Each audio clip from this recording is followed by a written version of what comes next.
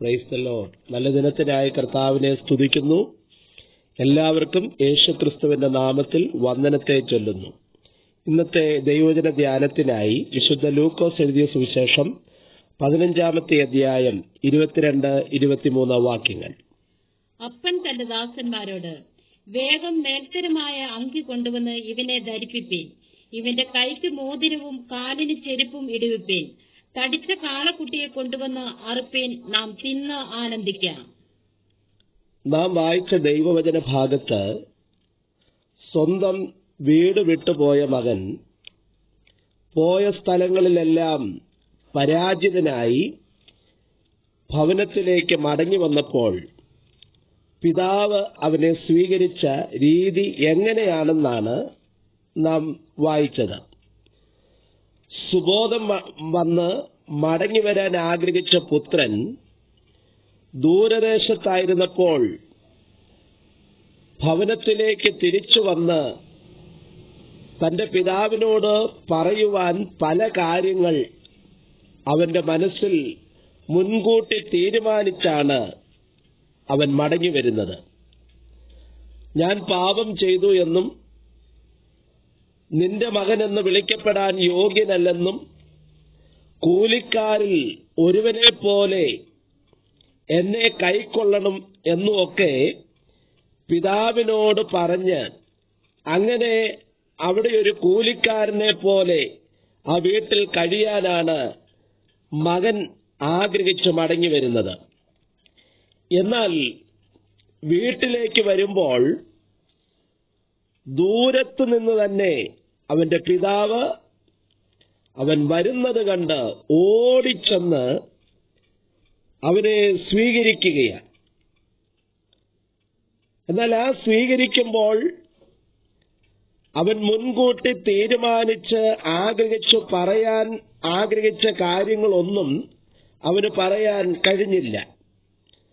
ഒന്നും കൂടെ പറഞ്ഞാൽ, മടങ്ങി വന്ന പുത്രനല്ല ഇപ്പോൾ സംസാരിക്കുന്നത്, മറിച്ച് പിതാവാണ് അവിടെ സംസാരിക്കുന്നത്. 22-23 വാക്യങ്ങളിൽ പിതാവ് തന്റെ ദാസന്മാരോട് പറയുന്ന കാര്യങ്ങളാണ് നാം വായിച്ചത്. വേഗം മേൽത്തരമായ അങ്കി കൊണ്ടുവന്ന് ഇവനെ ധരിപ്പിക്കുവിൻ, ഇവന്റെ കൈക്ക് മോതിരവും കാലിന് ചെരുപ്പും ഇടുവിക്കുവിൻ, തടിച്ച കാളക്കുട്ടിയെ കൊണ്ടുവന്ന് അറുക്കുവിൻ, നാം തിന്ന് ആനന്ദിക്കുക എന്ന് പറഞ്ഞു. എത്ര ശ്രേഷ്ഠമായ ശബ്ദമാണ്, ആലോചനയാണ്, പിതാവിന്റെ കരുതലാണ് നാം ഇവിടെ കാണുന്നത്.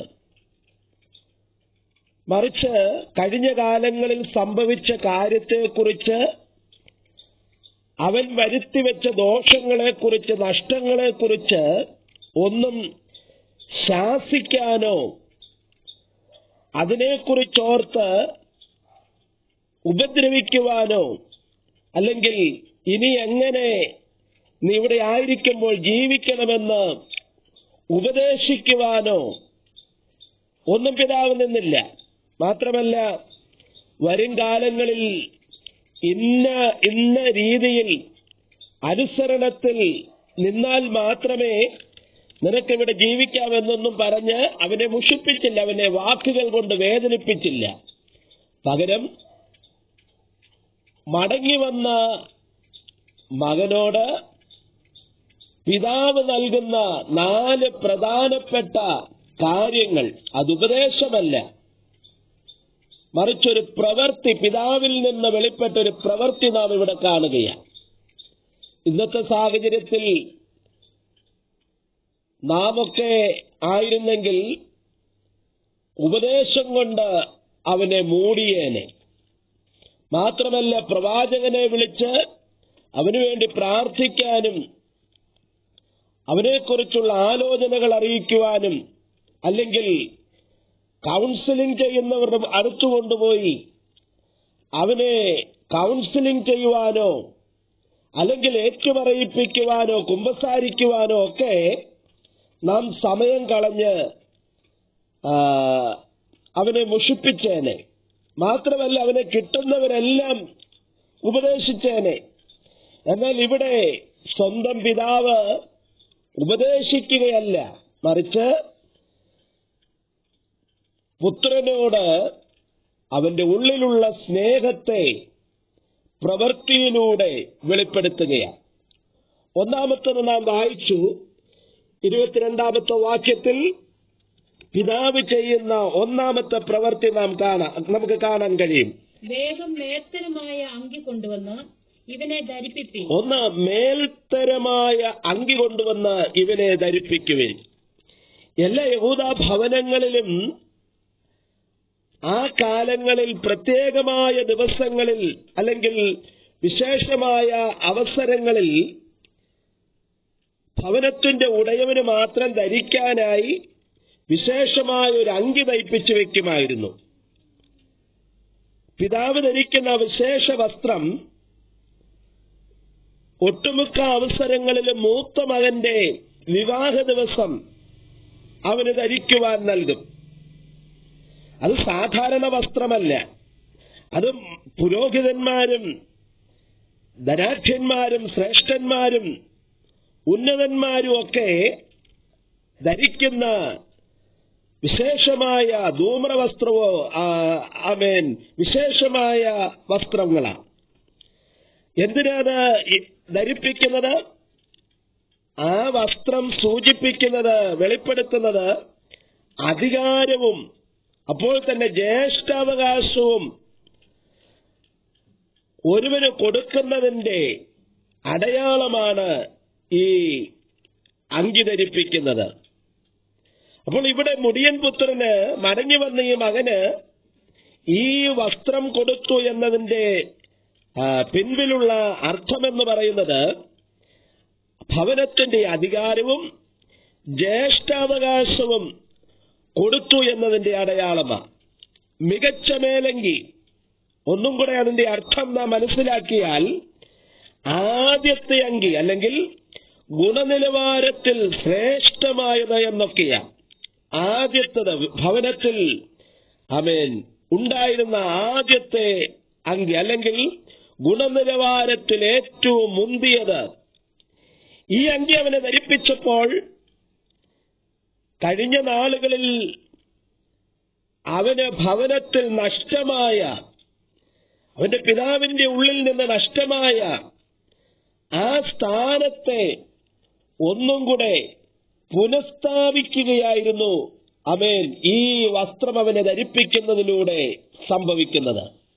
മാത്രമല്ല, സമ്പൂർണമായൊരു അംഗീകാരം, അത് സ്നേഹത്തിന്റെയും കരുണയുടെയും സംരക്ഷണത്തിന്റെയും ഒക്കെ പിതാവിന്റെ പ്രകടനമാണ് ഈ വസ്ത്രം അവനെ ധരിപ്പിച്ചത്. മാത്രമല്ല, മൂത്ത മകനിൽ നിന്ന് അവകാശം ഇളയവനിലേക്ക് കൈമാറുകയാണ്. നാം അത് പുതിയ നിയമവുമായിട്ട് അല്ലെങ്കിൽ നാം കമ്പയർ ചെയ്യുമ്പോൾ കർത്താവ് പാപികളെ സ്നേഹിക്കുകയും കരുതുകയും ചെയ്യുന്ന വിധങ്ങൾ, മാനസാന്തരപ്പെട്ട് രക്ഷിക്കപ്പെട്ട് ദൈവസന്നിധിയിൽ വരുമ്പോൾ അവരുടെ ജീവിതത്തിൽ വരുന്ന മാറ്റങ്ങളെക്കുറിച്ച്, ദൈവം അവരെ അലങ്കരിക്കുന്ന രീതിയെക്കുറിച്ചാണ് നാം ഇവിടെ മനസ്സിലാക്കുന്നത്. ശ്രേഷ്ഠന്മാർ, ഉന്നതന്മാർ ഒക്കെ ധരിക്കുന്ന ആ വസ്ത്രം, അത് നൽകി ഇവനെ മാനിച്ചതുപോലെ ദൈവിക മാന്യത മാനസാന്തരപ്പെട്ടവരുടെ മേൽ ദൈവം തരികയാണ്. ഇത് മനം തിരിഞ്ഞു വരുന്ന പാപിക്ക് ദൈവം നൽകുന്ന രക്ഷാവസ്ത്രമാണ്. അതാ യെശയ്യാ പ്രവചനം 61-ാമത്തെ അധ്യായം 10-ാമത്തെ വാക്യത്തിൽ വായിക്കുമ്പോൾ കാണുന്നത്. ഞാൻ യഹോവയിൽ ഏറ്റവും ആനന്ദിക്കും, എന്റെ ഉള്ളം എന്റെ ദൈവത്തിൽ ഘോഷിച്ചുല്ലസിക്കും. മണവാളൻ തലപ്പാവ് അണിയുന്നത് പോലെയും മണവാട്ടി ആഭരണങ്ങളാൽ തന്നെത്താൻ അലങ്കരിക്കുന്നത് പോലെയും അവൻ എന്നെ രക്ഷാവസ്ത്രം ധരിപ്പിച്ച് നീതി എന്ന അങ്കി ഇടുവിച്ചുമിരിക്കുന്നു. അപ്പോൾ നീതി എന്ന അങ്കി ഇടുവിച്ചുമിരിക്കുന്നു.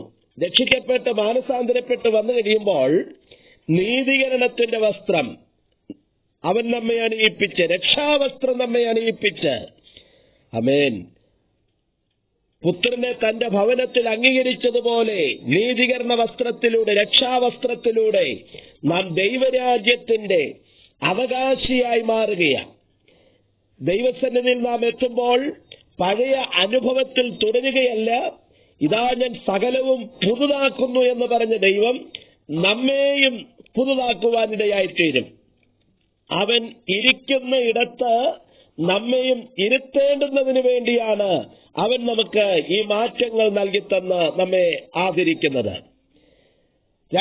രണ്ടാമത്തെ രീതി എന്താ? പിതാവ് തന്റെ പ്രവൃത്തി അവനെ മാനിക്കാനായിട്ട് ചെയ്ത രണ്ടാമത്തെ കാര്യം ലൂക്കോസ് 15:22 രണ്ടാമത്തെ ഭാഗത്ത് പറയുന്നു, ഇവന്റെ കൈക്ക് മോതിരവും, അവന്റെ കൈക്ക് മോതിരവും ഇട്ടു.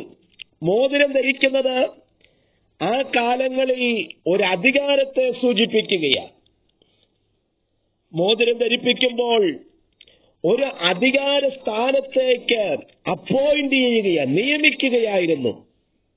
മാത്രമല്ല, പഴയകാലങ്ങളിൽ രണ്ടുപേർ തമ്മിലുള്ള കരാറുകൾ മുദ്ര ചെയ്യുന്നത് ഉയർന്നവന്റെ കരങ്ങളിൽ അല്ലെങ്കിൽ സ്ഥാനമാനങ്ങളിൽ ഇരിക്കുന്നവന്റെ കരങ്ങളിലെ മോതിരമൂരി മെഴുകിൽ മുക്കിയിട്ട് ആ മോതിരം കൊണ്ട് മുദ്ര പതിപ്പിച്ചാണ് കരാറുകൾ ഉറപ്പിച്ചത്, അല്ലെങ്കിൽ അത് മുദ്ര ചെയ്തിരുന്നത്. നോക്കൂ, മകനെ പിതാവ് സ്വീകരിക്കുമ്പോൾ ഒരു അധികാരവും കൂടെ അവന് നൽകുകയാണ്. ഉൽപ്പത്തി പുസ്തകം 41 അധ്യായത്തിൽ യോസേഫിനെ ഫറവോൻ സ്വീകരിച്ചപ്പോൾ യോസേഫിന്റെ സ്ഥാനമാനങ്ങൾക്ക് വ്യത്യാസം വന്നപ്പോൾ അവനെ ഏതെല്ലാം രീതിയിലാണ് ഉയർത്തിയത്, മാനിച്ചത് എന്ന് 41 അധ്യായം 41-42 വാക്യങ്ങൾ വായിക്കുമ്പോൾ മനസ്സിലാക്കാൻ കഴിയും. ഇതാ മിസ്രൈം ദേശത്തിനൊക്കെയും ഞാൻ നിന്നെ മേലധികാരിയാക്കിയിരിക്കുന്നുവെന്നും ഫറവോൻ യോസേഫിനോട് പറഞ്ഞു. യോസേഫിനെ ഫറവോൻ മിസ്രൈമിലെ മേലധികാരിയാക്കി മാറ്റി. ഫറവോൻ തന്റെ കയ്യിൽ നിന്ന് നോയിക്കെ, മേലധികാരിയാക്കി മാറ്റിക്കഴിഞ്ഞപ്പോൾ ഫറവോൻ തന്റെ കയ്യിൽ കിടന്ന മുദ്രമോതിരം ഊരി യോസേഫിന്റെ കൈക്കിട്ടു. അവനെ നേർമയുള്ള വസ്ത്രം ധരിപ്പിച്ചു. ആമേൻ, അവനെ നേർമയുള്ള വസ്ത്രവും ധരിപ്പിച്ചു. അപ്പൊ മിസ്രൈമിലെ സകലത്തിന്റെയും അധികാരി എന്ന നിലയ്ക്ക് യോസേഫിനെ ഫറവോൻ നിലയങ്കി ധരിപ്പിക്കുകയും അപ്പോൾ തന്നെ മുദ്രമോതിരമൂരി യോസേഫിന്റെ വിരലിൽ ഇടുകയും ചെയ്തു. മാത്രമല്ല, എസ്തേറിന്റെ പുസ്തകം 8 അധ്യായം 2 വാക്യം ശ്രദ്ധിക്കുക. രാജാവ് ഹാമാന്റെ പക്കൽ നിന്നെടുത്ത തന്റെ മോതിരമൂരി രാജാവ് ഹാമാന്റെ കയ്യിൽ കിടന്ന മോതിരം ഊരി മൊർദെഖായിക്ക് കൊടുത്തു. ഇവിടെ നാം കാണുന്നു ഗവൺമെന്റിന്റെ ഉത്തരവുകൾ, നിയമങ്ങൾ ഒപ്പിട്ട രാജകീയ ചിഹ്നമായ മോതിരം. സ്തോത്രം. നമുക്കറിയാം, ഇതിന്റെ പുറകോട്ടുള്ള അധ്യായങ്ങൾ പഠിക്കുമ്പോൾ ഇസ്രായേൽ മക്കൾക്കെതിരെ ഈ മോതിരം കൊണ്ടാണ് നിയമങ്ങൾ എഴുതി മുദ്രയിട്ടിരിക്കുന്നത്. അപ്പോൾ ഗവൺമെന്റിന്റെ ഉത്തരവുകൾ, രാജകീയ നിയമങ്ങൾ ഒപ്പിട്ട രാജകീയ ചിഹ്നമായ മോതിരം ഇപ്പോൾ ഹാമാനിൽ നിന്നും ഊരിയെടുത്ത് മൊർദെഖായിക്ക് നൽകി. സ്തോത്രം. എന്നിട്ട് അവനെ ആ ദേശത്ത് മേൽവിചാരകനാക്കി മാറ്റാനിടയായി തീർന്നു. പ്രിയരെ, വാത്സല്യവും സ്ഥാനക്കയറ്റവും അധികാരവും കൈമാറുന്നതിന്റെ തെളിവാണ് ഈ മോതിരം മറ്റൊരാളുടെ കരങ്ങളിൽ ഇടുന്നത്. നോക്കിക്കേ, ഒരാളെ പ്രധാനമന്ത്രിയായും മറ്റൊരാളെ ഗവർണറായും നിയമിച്ചു. പുതിയ നിയമ സഭയെ തന്റെ രക്തത്താൽ ദൈവം നമ്മെ ശുദ്ധീകരിച്ച് ആത്മാവിനാൽ മുദ്രയിട്ടിരിക്കുമ്പോൾ സ്വർഗത്തിലും ഭൂമിയിലും സകല അധികാരവും പ്രാപിച്ച ദൈവപുത്രനായ ക്രിസ്തു ആ അധികാരം തന്റെ സഭയ്ക്കും ആ അധികാരം തന്റെ ജനത്തിനും കൈമാറിയിരിക്കുകയാണ്. അതാ ലൂക്കോസ് എഴുതിയ സുവിശേഷം 10-ാമത്തെ അധ്യായം 19-ാമത്തെ വാക്യത്തിൽ ആമേൻ ഇങ്ങനെ പറയുന്നു, പാമ്പുകളെയും തേളുകളെയും ശത്രുവിന്റെ സകല ബലത്തെയും ചവിട്ടുവാൻ ഞാൻ നിങ്ങൾക്ക് അധികാരം തരുന്നു. ഒന്നും നിങ്ങൾക്ക് ഒരിക്കലും ദോഷം വരുത്തുകയില്ല. അധികാരം ദൈവം തന്റെ ജനത്തിന്, തന്റെ ശിഷ്യന്മാർക്ക് നൽകിയിരിക്കുകയാണ്. മൂന്നാമത്തത്, പിതാവ് പുത്രന് കൈമാറിയത് 22-ന്റെ ഒടുവിലത്തെ വാക്യത്തിൽ പറയുന്നു, കാലിന് ചെരുപ്പും ഇടുവിപ്പിൻ. യഹൂദ ഭവനങ്ങളിൽ 2 വിഭാഗം ജോലിക്കാരുണ്ട്. ഒന്ന് ദാസന്മാർ, 2 കൂലിക്കാർ. ദാസന്മാർ കുടുംബസമേതം യജമാനന്റെ വീട്ടിൽ പാർക്കുകയും യജമാനനെ സേവിക്കുകയും ചെയ്ത് ആ വീടിന്റെ അകത്തുള്ള ജോലികൾ ഒക്കെ ചെയ്തു വന്നിരുന്നു. എന്നാൽ കൂലിക്കാരെന്ന് പറയുന്ന ആ വിഭാഗം ദാസന്മാരിൽ നിന്നും വളരെ താഴെയാണ്. അവർ ദിവസം കൂലിക്കായിട്ട് യജമാനന്റെ വീട്ടിൽ വന്ന് ജോലി ചെയ്ത് കിട്ടുന്ന അന്നത്തെ വേതനം അല്ലെങ്കിൽ ശമ്പളം വാങ്ങി അവരുടെ സ്വന്തം ഭവനത്തിലേക്ക് മടങ്ങിപ്പോകും. എന്നാൽ ദാസന്മാർ അങ്ങനെയല്ല, യജമാനന്റെ വീട്ടിൽ തന്നെയാണ്. എന്നാൽ ഈ 2 കൂട്ടർക്കും, ദാസന്മാർക്കും കൂലിക്കാർക്കും യജമാനന്റെ വീട്ടിൽ ചെരുപ്പിടാൻ വ്യവസ്ഥയില്ല. ഇവർ എന്നും അവിടെ അടിമകളായിട്ടാണ് യജമാനന്റെ കൺമുൻപിൽ, ദൃഷ്ടിയിൽ അവരവിടെ ആയിരിക്കുന്നത്. യജമാനനും അവന്റെ മക്കൾക്കും മാത്രമേ ചെരുപ്പ് ധരിക്കുവാൻ ആ കാലങ്ങളിൽ അവകാശമുണ്ടായിരുന്നുള്ളൂ. യെശയ്യാപ്രവചനം 20-ാമത്തെ അധ്യായം 4-ാമത്തെ വാക്യത്തിൽ പറയുന്നത് ശ്രദ്ധിക്കൂ. അശ്ശൂർ രാജാവ് മിസ്രൈമിൽ നിന്നുള്ള ബദ്ധന്മാരെയും കൂശിൽ നിന്നുള്ള പ്രവാസികളെയും അപാലവൃത്തം മിസ്രൈമിന്റെ ലജ്ജയ്ക്കായിട്ട് നഗ്നന്മാരും ചെരുപ്പിടാത്തവരും ആസനം മറയ്ക്കാത്തവരുമായി പിടിച്ചുകൊണ്ടുപോകും. അപ്പോൾ ഇസ്രായേൽ ജനത്തെ അടിമകളായി പിടിച്ചുകൊണ്ടുപോകുമ്പോൾ ഇവിടെ നാം വായിച്ചു, കൂശിൽ നിന്നുള്ള പ്രവാസികളെയും ആബാലവൃദ്ധം മിസ്രൈമിന്റെ ലജ്ജയ്ക്കായിട്ട് നഗ്നന്മാരും ചെരുപ്പിടാത്തവരും ആസനം മറയ്ക്കാത്തവരുമായി പിടിച്ചുകൊണ്ടുപോകും. അത് ചെരുപ്പിടാൻ അടിമകൾക്ക് വ്യവസ്ഥയില്ല. അതുപോലെ വീട് വിട്ട് ദൂരദേശത്ത് പോയവൻ അവന്റെ ജീവിതത്തിൽ വന്ന ക്ഷാമം നിമിത്തം എവിടെയൊക്കെയോ അടിമയായി, ഒരു കൂലിക്കാരനായി,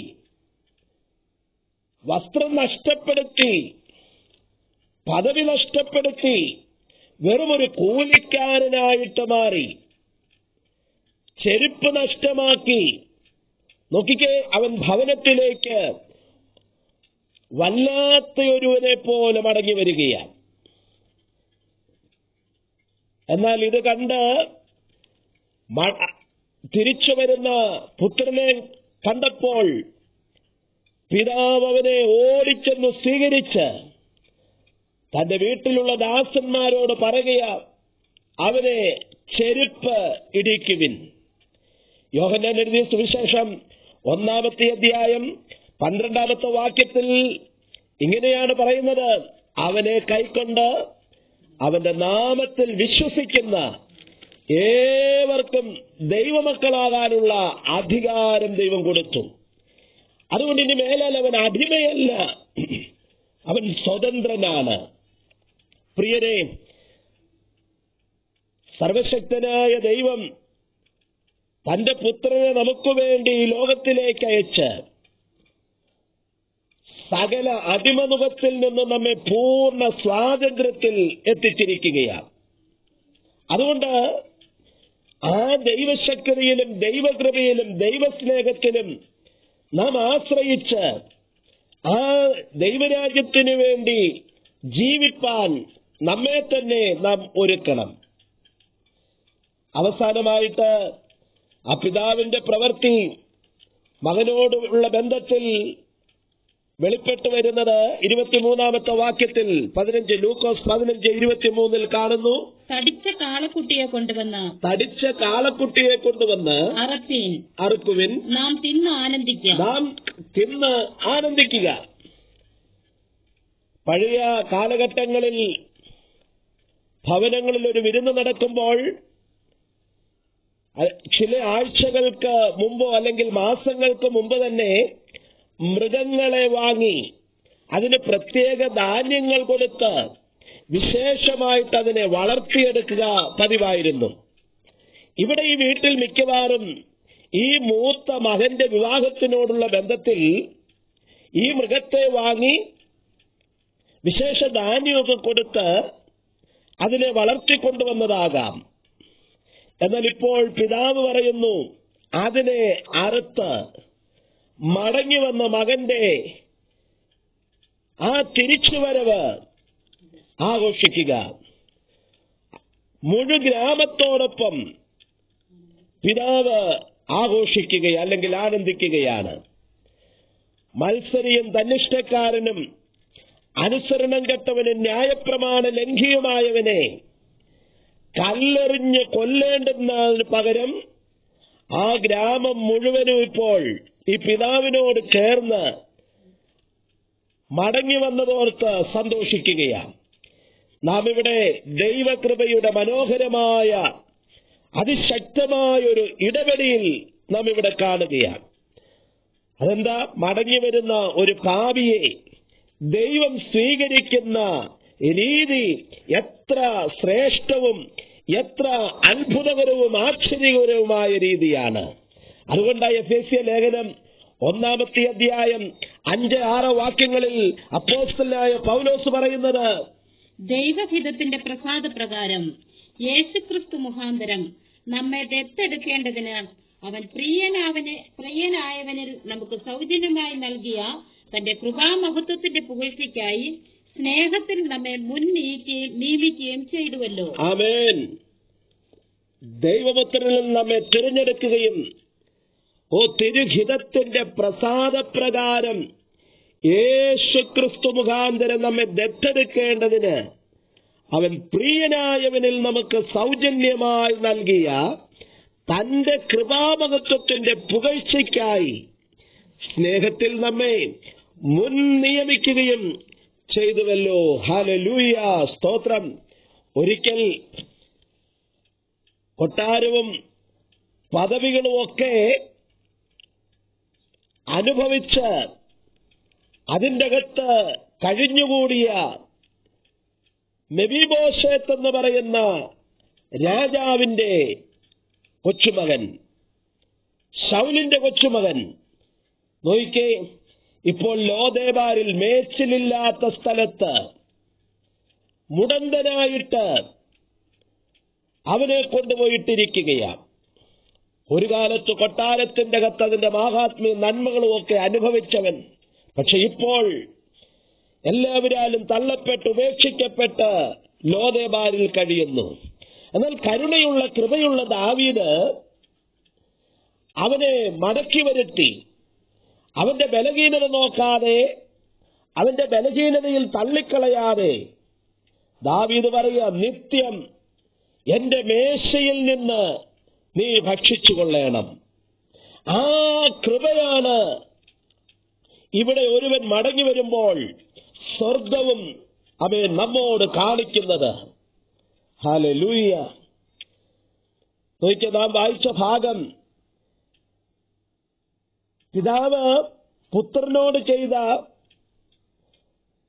ആ പ്രവൃത്തിയിൽ ആദ്യത്തെ 3 കാര്യങ്ങൾ ഏതൊക്കെയാ? 1, വിശേഷമായ മേലങ്കി, 2, മോതിരം, 3, കാലിന് ചെരുപ്പ്. ഇത് ആവശ്യ വസ്തുക്കളായിട്ടല്ല പിതാവ് അവന് കൊടുക്കുന്നത്. പ്രത്യുത അതൊരു ഓണർഷിപ്പ്, ഒരു ബഹുമതിയായിട്ടാണ്, ഒരു സ്ഥാനം അവന്റെ ജീവിതത്തിൽ വെളിപ്പെടേണ്ടുന്നതിനാണ് അതൊക്കെ കൊടുക്കുന്നത്. അതൊരു അംഗീകാരമാണ്. അതൊരു പദവിയായിട്ടാണ് അത് അവന്റെ ജീവിതത്തിൽ വെളിപ്പെടുന്നത്. എന്നാൽ നാലാമത്തെ അവന്റെ ജീവിതത്തിലെ ഏറ്റവും അത്യാവശ്യമായിട്ട് കണ്ട് പിതാവ് അവനെ മാനിക്കുകയാണ്. ചെന്ന സ്ഥലങ്ങളിലെല്ലാം ഏറ്റവും ബുദ്ധിമുട്ടിയത് അവന്റെ ജീവിതത്തിൽ അവൻ ആഗ്രഹിച്ചത് ആഹാരത്തിനായിട്ടാണ്. ആ ഒരു കാര്യത്തിനു വേണ്ടി ചെന്ന ഇടങ്ങളിലൊന്നും ആരും അവനെ സഹായിച്ചില്ല. എല്ലാവരും കാണാത്തതുപോലെ അവനെ തള്ളിക്കളഞ്ഞു. എന്നാൽ മടങ്ങി വന്നപ്പോൾ ദൈവം അവന് വേണ്ടുന്നതെല്ലാം നൽകി ശ്രേഷ്ഠമായിട്ട് അവനെ മാനിച്ചു. പ്രിയരെ, നമ്മെയും കരുതുവാൻ, സംരക്ഷിക്കുവാൻ, നമുക്കാവശ്യമായ നന്മകൾ നൽകിത്തന്ന് നമ്മെ ഉയർത്തിക്കൊണ്ടുവരുവാൻ കഴിയുന്ന സർവശക്തനായ ഒരു ദൈവം നമ്മോട് കൂടെയുണ്ട്. അവനിൽ നാം ആശ്രയിക്കുകയാണെങ്കിൽ, അവന്റെ മുഖം അന്വേഷിക്കുകയാണെങ്കിൽ, സങ്കീർത്തനം 34 പറയുന്നത് പോലെ അവങ്കിലേക്ക് നോക്കിയവർ പ്രകാശിതരായി അവരുടെ മുഖം ലജ്ജിപ്പാൻ അവൻ സമ്മതിക്കത്തില്ല. നമ്മുടെ മുഖം ലജ്ജിക്കാതെ, നമ്മുടെ തല കുനിയാൻ അനുവദിക്കാതെ നമ്മെ ഉന്നതമായ രീതിയിൽ മടക്കിക്കൊണ്ടുവരുവാൻ, നമ്മെ കരുതുവാൻ കഴിവുള്ളൊരു ദൈവമുണ്ട്. അവനിൽ ആശ്രയിപ്പാൻ എല്ലാവരെയും ആഹ്വാനം ചെയ്തുകൊണ്ട് ഈ വചനങ്ങളാൽ ദൈവം നിങ്ങളെ അനുഗ്രഹിക്കട്ടെ എന്ന് പ്രാർത്ഥിച്ചുകൊണ്ട് വാക്കുകൾക്ക് വിരാമം കുറിക്കുന്നു. ദൈവം നിങ്ങളെ എല്ലാവരെയും ഈ വചനങ്ങളാൽ അനുഗ്രഹിക്കട്ടെ. ആമേൻ.